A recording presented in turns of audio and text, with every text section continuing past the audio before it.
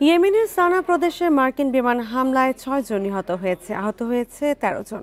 রোববার উত্তর ইয়েমেনের খাবের আল ইয়াতমা এলাকা এবং আল শাফ জেলাতে অভিযান চালায় মার্কিন সেনারা। বান্ডেল থাকলে প্রতি সেনমানিতে টাকা বাঁচবে।